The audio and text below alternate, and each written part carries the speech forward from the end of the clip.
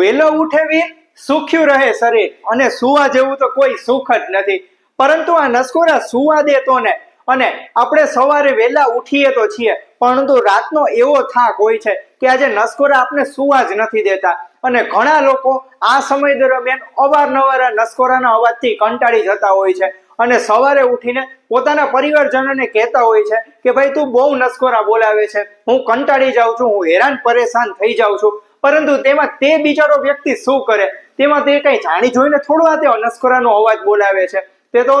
તે તો તેની સમસ્યા છે.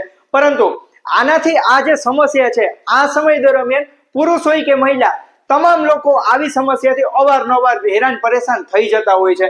પરંતુ આજે નસકોરાના અવાજથી આજે સમસ્યાથી બચવા શું કરવું જોઈએ? અને હા, તેના માટે કોઈ દવા કે એવું કઈ નથી લેવાનું.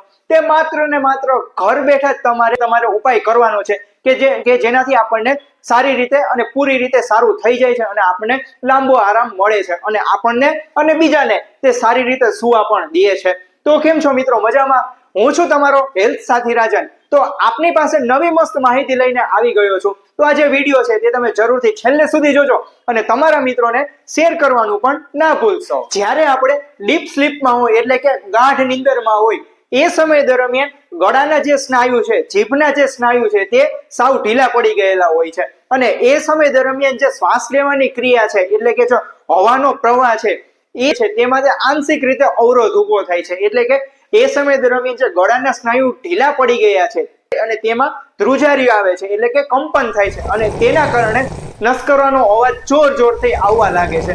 પરંતુ આજે નસકોરાથી બચવા, નસકોરાના અવાજથી બચવા એવી 2 થી 3 એવી હું તમને આજે હોમ રેમેડી કહીશ કે તેનાથી તમે બચી શકો છો અને બીજાને પણ તમે શાંતિથી સુવા દેશો. તો તેમાં સૌથી પહેલું કે જે આપણે રાત્રે સૂતા પહેલા 1 ગ્લાસ ગાયનું દૂધ લો, સાથે તેને આંશિક રીતે થોડું હળવા તાપે તેને ગરમ કરો, સાથે તેમાં રસોડાનો રાજા એટલે કે તજનો પાવડર, અડધી ચમચી તેમાં તજનો પાવડર ઉમેરો, સાથે તેમાં આપણા અને તમારા બધાના જ મસાલાની રાણી, રસોડાની રાણી હળદર લો, એટલે કે હળદરનો પાવડર 1 ચમચી તેમાં ઉમેરો, અને તેને મિક્સ કરી તેને 5 થી 10 મિનિટ સુધી ગેસ ઉપર તેને હળવા તાપે ગરમ કરો.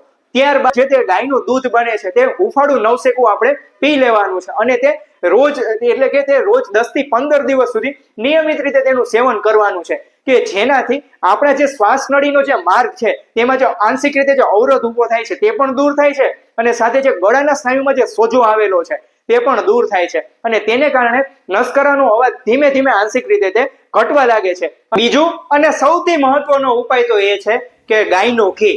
સૌથી પહેલો તો તમને પ્રશ્ન એ જ થયો હશે ને કે નસકોરા અને ગાયનું ઘી. તો હા મિત્રો, ગાયનું ઘી છે તે આપણા શરીરમાં રહેલો પિત્તદોષ અને વાયુદોષ બંનેનું તે સંતુલન કરે છે. અને જ્યારે સૂતા પહેલા, એટલે કે સુવાના 10 થી 15 મિનિટ પહેલા બંને નાકમાં આપણે ગાયના ઘીનું 1 ટીપું નાખી દેવાનું છે, અને પછી આપણે 10 થી 15 મિનિટ સુધી આપણે એ જ પોઝિશનમાં સૂતું રહેવાનું છે. અને હા, તેનાથી આપણા શરીરમાં રહેલો પિત્તદોષ અને વાયુદોષ બંનેની વચ્ચે જે અસંતુલન ઊભું થયેલું છે તે બેલેન્સ કરી દે છે, અને જેને કારણે આપણી જે નસકોરાની સમસ્યા છે તેમાં આપણને ફટાફટ પરિણામ મળે છે. સાથે સાથે મિત્રો, તલના તેલના ટીપા પણ આપણે નાખી શકાય છે. અને સાથે જ્યારે સુવાના અડધી થી પોણી કલાક પહેલા આપણે ગરમ પાણીમાં નીલગિરીના તેલના 2 થી 3 ટીપા આપણે નાખી આપણે તેની વરાળ લેવાની છે, એટલે કે તેનો બાફ લેવાનો છે, કે જેનાથી આપણો જે એરવે પેસેજ છે, એટલે કે જે હવાનો જે માર્ગ છે, તે શ્વાસ નળી જે છે તે એકદમ ક્લિયર થશે, કે જેનાથી આપણને નસકોરાની સમસ્યાથી આપણે ફટાફટ છુટકારો મળે છે. સાથે સાથે મિત્રો, હળદરવાળું દૂધ પણ પી શકાય છે, કે જેનાથી આપણે જે ગળામાં રહેલો સોજો છે તે પણ આપણે ઓછો થઈ જશે, અને આપણે આ સમસ્યાથી ફટાફટ રિકવરી કરી શકીએ છીએ. આપણે એ પણ જાણીએ કે શું કામ આ સમસ્યા વારે વારે થતી હોય છે, શું કામ નસકોરાનો અવાજ વારે વારે સતાવતો હોય છે. તો હા, સૌથી પહેલું કારણ તો એ છે કે જે લોકોને જૂના કફની બીમારી રહેતી હોય, સાથે જે લોકોને સાઇનોસાઇટિસની સમસ્યા રહેતી હોય, એવા લોકોને આ સમસ્યા વારે વારે સતાવતી હોય છે, કારણ કે તે હવાના માર્ગમાં તે અવરોધ ઉભો કરે છે, અને તેને કારણે આ સમસ્યા અવારનવાર થાય છે.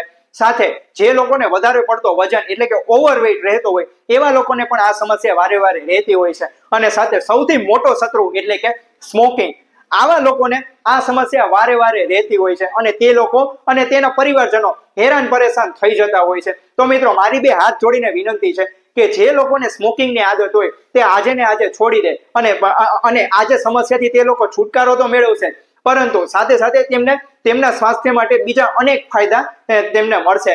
અને સાથે બીજી સૌથી મોટી વાત તો એ છે કે રાત્રે ભોજન લીધા બાદ અને જે સુવાનો જે ટાઈમ છે તેની વચ્ચે આશરે 2 કલાક જેવું અંતર રાખો અને રાત્રે હુંફાળું નવશેકું પાણી પણ તમારે પી લેવું જોઈએ.